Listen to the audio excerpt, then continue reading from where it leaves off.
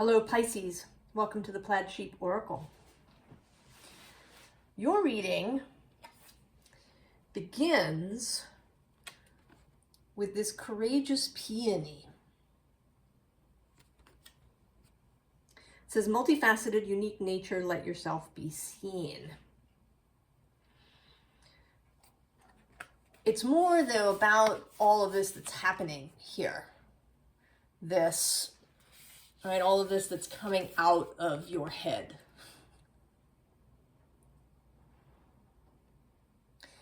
And usually when I have a deck, the card I turn, when I do the decks and I turn it face up, this card is kind of the visible underlying that we sort of know is there. And then the card at the bottom of the deck is the hidden underlying. But today, that isn't exactly true. I mean, it's kind of, but the card that's visible is this karmic relationships card. And then the card that's on the bottom of the deck is this clear waters card. And what the story that's here is of two people. And you, I think, it might be the opposite. Of course. It could always be that you are the other. I'm going to speak from here that you are this courageous peony. What they are doing doesn't really come up that much. This is more about what you are doing.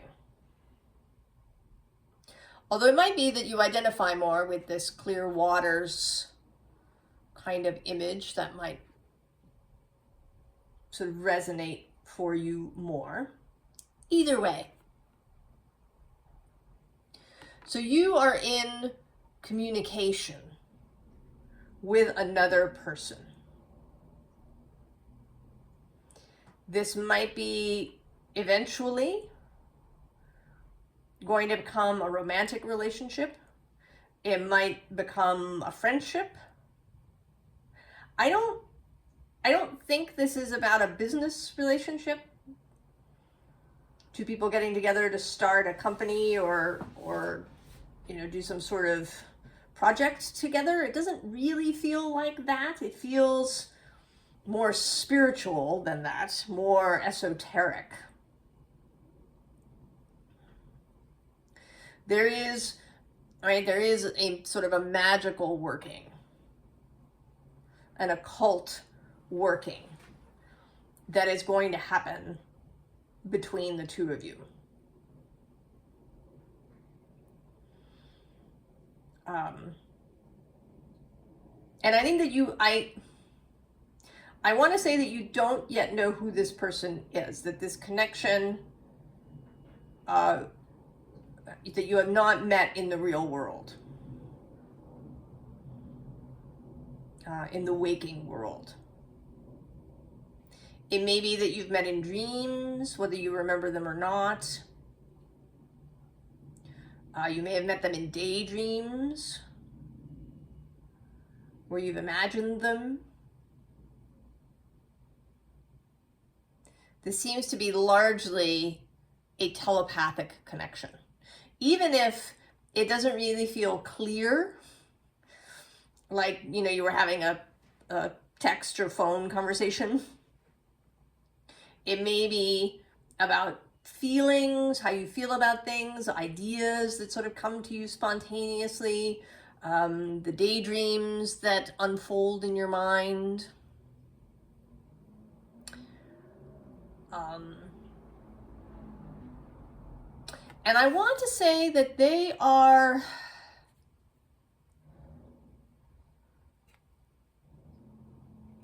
not that they are unaware, but I think that they are aware that this, as aware as you are, that something is happening. But I think that you are the one who is the more active sender, if we want to say. The one who is kind of like a beacon.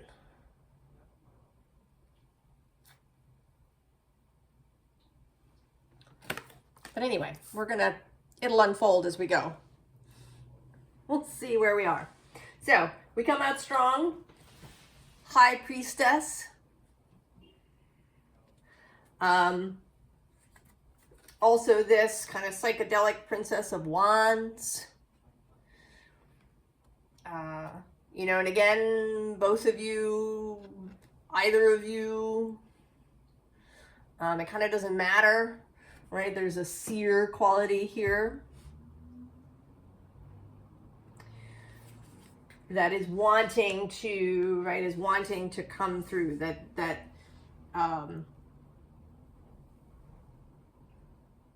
the relationship is now becoming stronger, more visible to both of you. The difficulty, what might be interfering with things.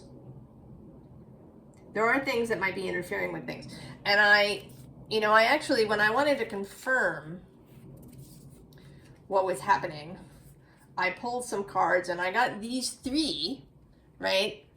So again, we have this sense of somebody who is more actively sending. It is the Queen of Cups. You are Pisces. And then this, King of Swords, who is more still, right? He's a little more like that. And then this clarity in between. But then we have this Devil. And I don't know, he may be working equally in both sides, although he comes out next to you.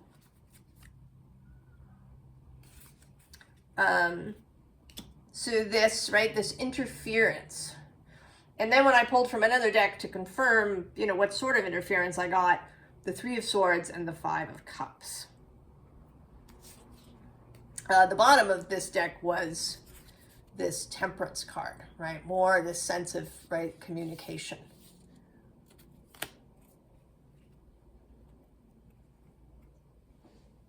And here on the bottom of this deck, we have the Five of Cups. And there are several fives. There's a Five of Cups here. At the end of this row is the Five of Pentacles with worry.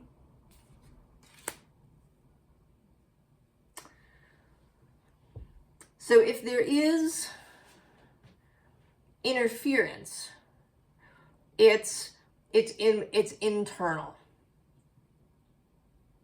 There is no, there might be external interference in the sense that you are allowing yourself to be distracted by stuff. The scrolling online, doing whatever it is that you do to distract yourself.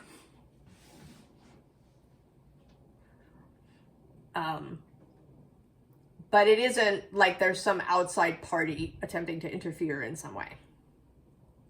The interference to this relationship is internal. And it may be on their side too. They are, right? They're another human being. They've got stuff. We've all got stuff. You kind of don't get to adulthood without encountering either some Three of Swords or some Five of Cups kind of energy.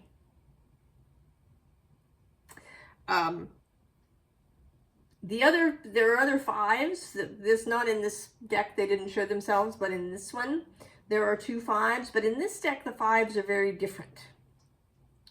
And we'll get to that. But I went looking for the Five of Swords in these two decks, because it's the one card that didn't show out of fives. We've got Cups and Pentacles and Wands, but it's also that mental thing, the way that we may be churning things up in our own mind or having mental arguments. And in this deck, that Five of Swords, which is called Defeat, came out between these lovers and this perfected work Four of Wands card. So this, right, this connection has been made. Whether this is romantic or not, it doesn't matter.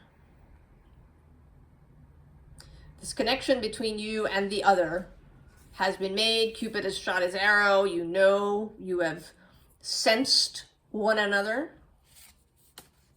And then there's the possibility, right, of this devil self-defeating energy that stands between you and this connection, and then the Four of Wands and the perfected work. So the two of you coming together in possibly or probably in reality in the physical world, and also achieving something together. And I think that the achievement, it could be like a finite thing, you know, in the form of some sort of project or some sort of magical working or something. But it feels more like, you know, with the Four of Wands, that it is, right, it's like a new life in some way together.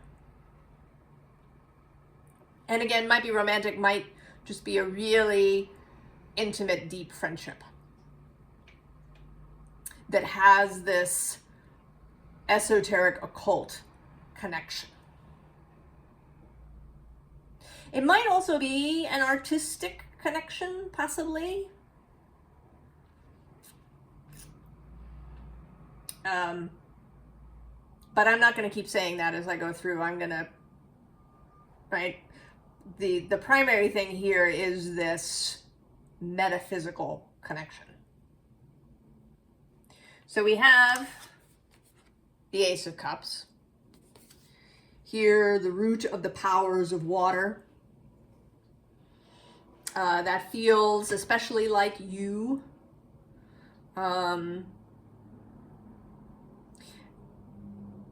You know, I was going to do a different reading today. Something that's part of a series that I've been thinking about. But your reading wanted to come out instead. And I think that that may be because Saturn is stationing direct. If you're watching this when I post it. Saturn is stationing direct next Friday, the 15th.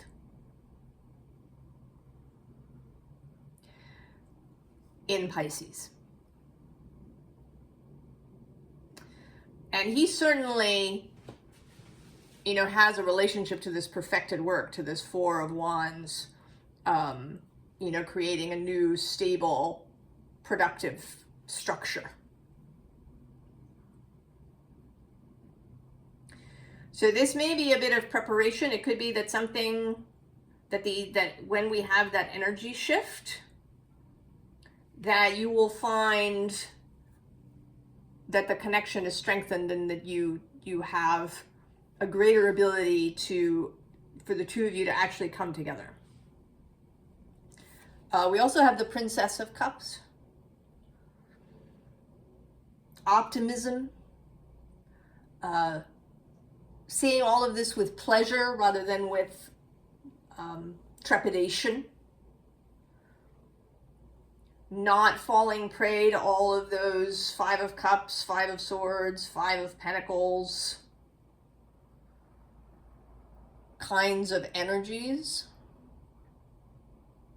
Seeing this as a great new adventure that you're going to have. And it's this, I think it's this mental shift. And it, you know, I think with the Five of Cups that it's an emotional shift too. That happens once your thoughts shift. You begin to feel better about the whole thing. And then that allows mastery.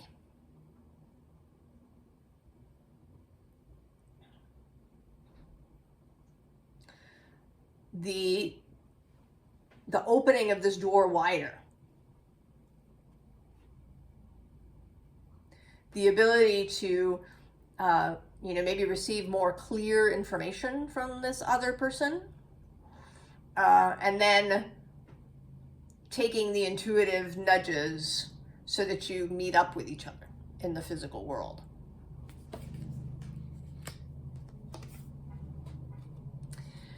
And I want to say that the advice here is to leave. Right? To leave this building that you've been in.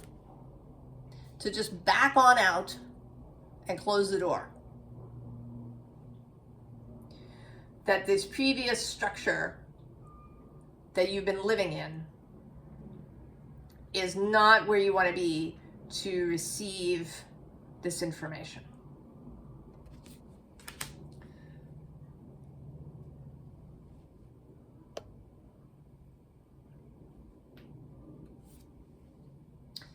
So we have the Seven of Cups.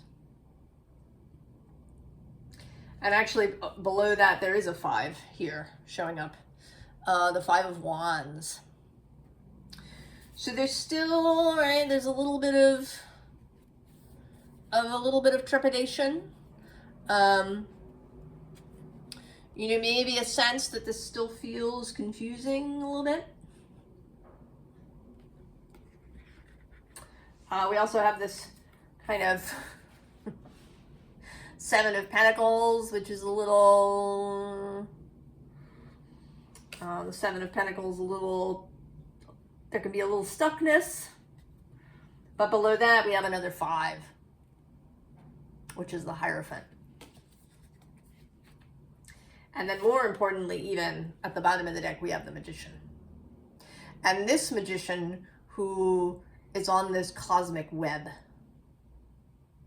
able to feel every disturbance, every signal coming in. So there is some progress here, right? You embrace this idea with the Ace of Cups. You get excited about it with the Princess of Cups. You gain some mastery around this communication. You're beginning to feel more like the Magician, that you can trust.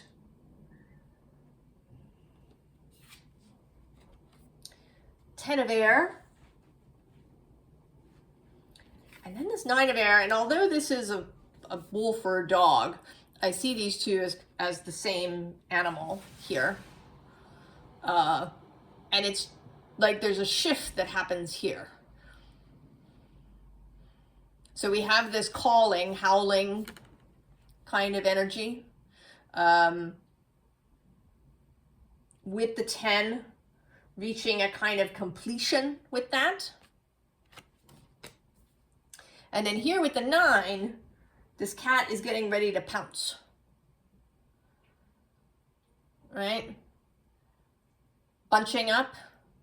There may be some butt wiggle going on. If you've ever watched cats getting ready to pounce on something. That, right, the energy of anticipation. Right, the like a bowstring being pulled back.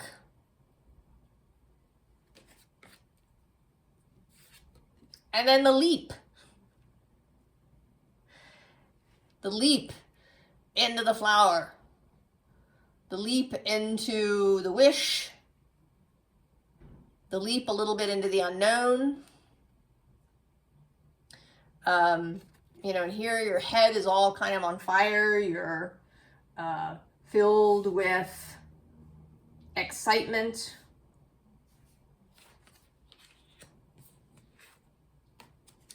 And then there's this blossoming that happens with this student or page of air.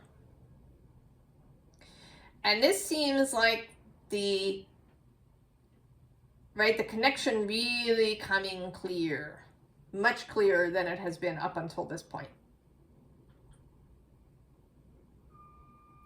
I think if you had doubts that this will settle many of them, if not all.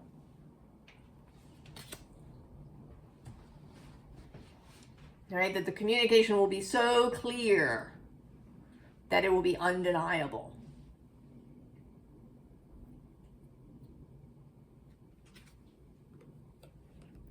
Right? And we see it here again.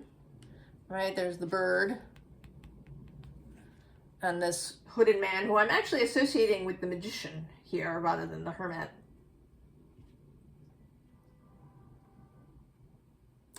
And then here we're sort of seeing, I think, the two of you again.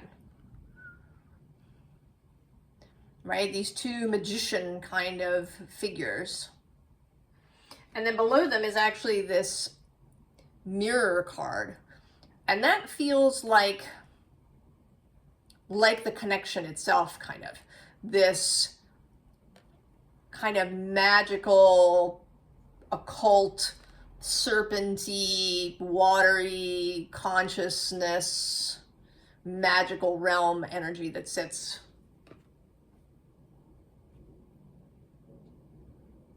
between you. And then the bottom of this deck is another 5, but this 5 of bows, this 5 of wands is empowerment.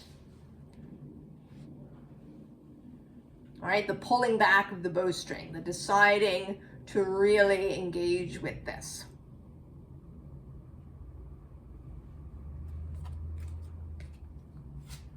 And then another 5, the 5 of vessels. But in this deck, again, this is ecstasy. It's also here ritual. You know, I don't know how, cat hairs. I don't know how this communication is happening for you. It may be different for everybody. Some of you may really receive it in a telepathic way. Some of you may be having it in dreams and daydreams. Some of you may engage in automatic writing. Or you may engage with, you know, some divination. That's often how this is how I talk to spirit and other people, is through the cards.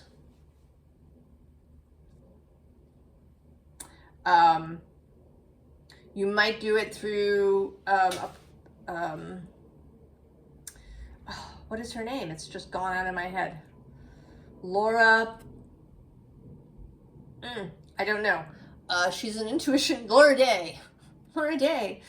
She's an intuition teacher, and she has a process that she calls mediumship, which can be to do with people who've passed on, but maybe with living people, where you set the intention to become and then speak as the other person.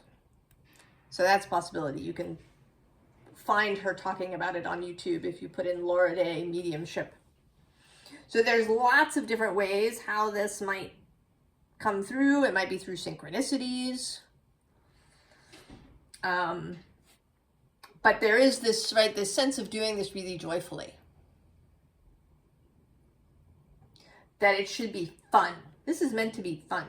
I mean, that you are connecting with a person who is fun, like you. They're magical and occult and interesting and weird, and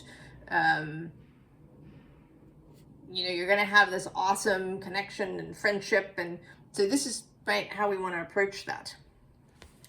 And in this deck, the 5 of swords, the 5 of arrows, shows up here. And actually in this deck, it's this card. And it says frustration, because I think it's, you know, sort of the point of view is meant to be this person firing arrows and he's missed every time. But I actually always see this card as being from the perspective of this mountain goat who's doing great, right? He is flying through all of this interference. He is, you know, no arrow is going to hit him. He is free and clear. But he sits between this guardian and the blasted oak. So that's the tower and the devil in this deck. But again, this deck right? It has some differences. Right? The blasted oak is really, it's kind of just shoving you off into the deep end, right? Just go. You've been clinging to this branch, maybe really perseverating about previous relationships that went terribly wrong, or, other heartbreak and disappointment and whatnot. And, right, this just tosses you off. And then the Guardian is the one you need to pass. And I think you pass the Guardian by being lighthearted, by being joyful.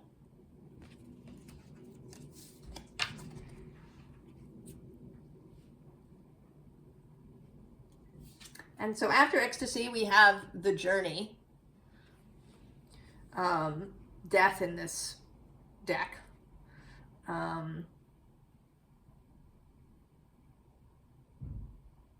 So there is, it's not so much about transformation, but choosing to set out on the journey that this will take, because it's, right, it's going to open up something completely. Maybe you've been hiding this occult aspect of yourself, or at least the depth of it, from your immediate friends and family, because it is still, it's gone way more mainstream.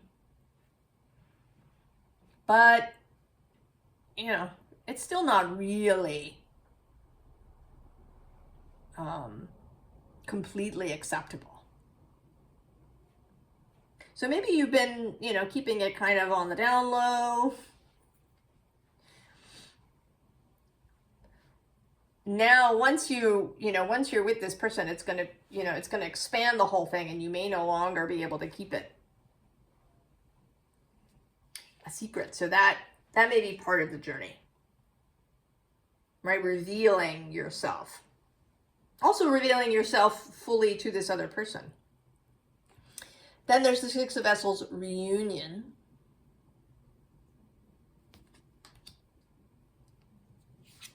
And then this King of Stones. And what this feels like to me is that this is the, maybe your fellowship, spirits maybe that you work with, the fairies around you, if you have that sort of relationship, whatever the occult beings around you are. It's like a signal that you and this other person have met up, right? That this reunion has occurred. So I think that when this happens, when this connection becomes clear, and then eventually when you actually meet in person, that something is going to be started, that something is going to happen. Something new, that the two of you coming together in that way sets something off, opens up something, and that there's this kind of announcement about that.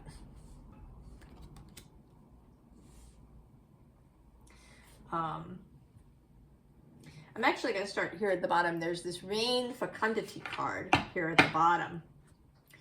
And, I always find this card strange because, yes, there's the rain and all the flowers are growing, but she has this kind of slightly anxious body language going on. I sort of feel like she should, in fact, have her arms open and her face turned up into the rain.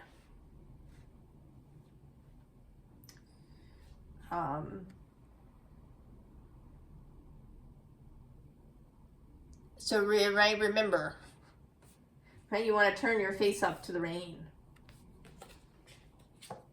Because then we have both the completion, right, the last piece of the puzzle, and below that is magic. And then there's the two of you with the sun. right? You are, right? You're here.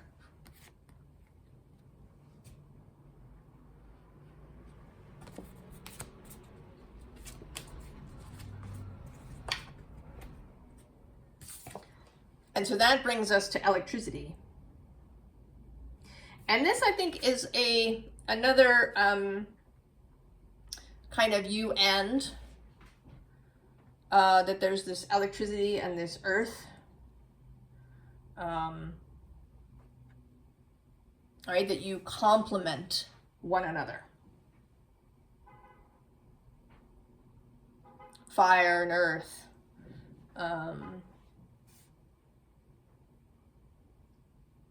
That between you, you know, this might be fire and air and earth and water. That between you, you kind of cover all the elements. You, right, you can hold one another.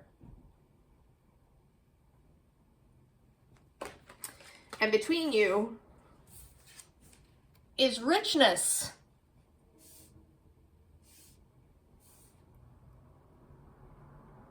Right? All of this. All of this. And I kind of see this figure here in the water as you. Just amazed at the richness around you. Just enamored of it. In awe of it, in delight of it.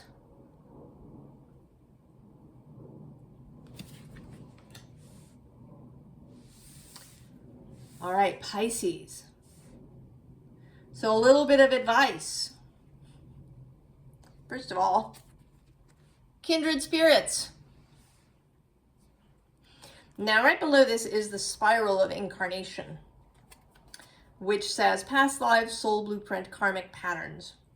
And with this, right, with this reunion card, you may indeed be, maybe you meet up in every life in different ways and at different times. Maybe you've been traveling together through various human incarnations.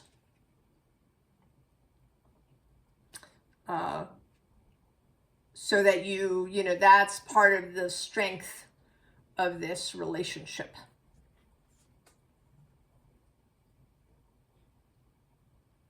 You know, maybe your souls have even been guides for each other. Right? Their soul is part of your fellowship. And yours part of theirs. Right below this, we also have the Celestial Temple, which says dream incubation, cosmic downloads, divine truths. And then actually I'm going to go one more with this Earth Walk that says reorientation, collective wisdom, natural healing. But I sort of see that you're, right, that you're walking on this earth is now going to connect up with this other person.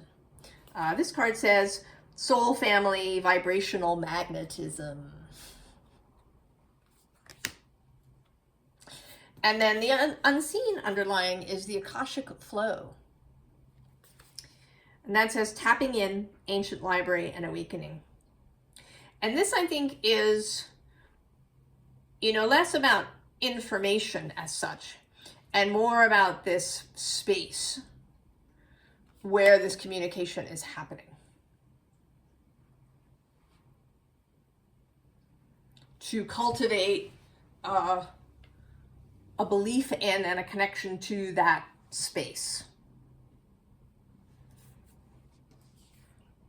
So we have anchoring in, energy medicine, body temple, vibrational healing. But this just feels like committing to this.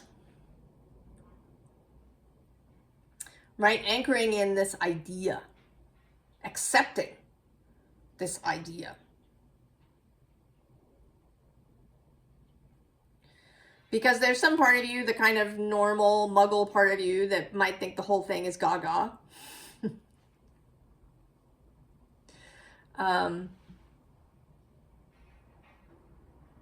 So right, getting past that to really, right, really anchor in this idea. Then hold the light. Lemuria, ancient memories, sensitive gifts, and I remember. But, you know, hold the light. Hold, right, keep the faith. And then daydream believer. Soul messages, dreamy solutions, seeds of discovery. Right? Also your daydreams, to pay attention to your daydreams when you have them.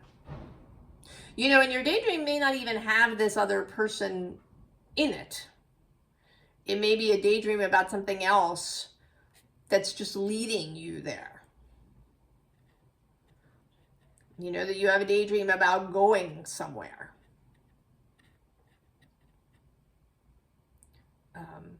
That, you know, turns out to be the meeting place, or that turns out to have some synchronicity.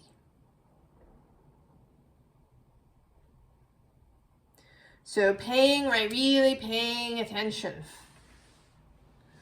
to dreams, to ideas, to inspirations, to, you know, books that show up, and, you know, films that appear, and stuff that people say in conversations, and, you know, doing your automatic writing. And where does your mind go when you're in meditation or contemplation? Really paying attention to all of those signals. Just assume it's all important. And the level of importance, you're going to feel that. Right? Is this really, like, crucial? This is something really significant? Or, you know, it's just kind of interesting and fun.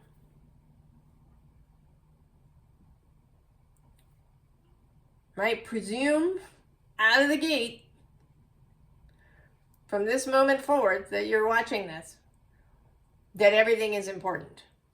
And that you can, you know, have a scale of, you know, within your own body, within your own feelings, of how significant it is. But that everything is part of, right, part of the Akashic flow. That everything is part of the conversation. Oh, Pisces. Very cool. If you've experienced any of this, please do comment. Or if you experience it later, come back if you remember. I would love to hear about it. I wish you the very, very best on this journey. And I will see you next time. So long.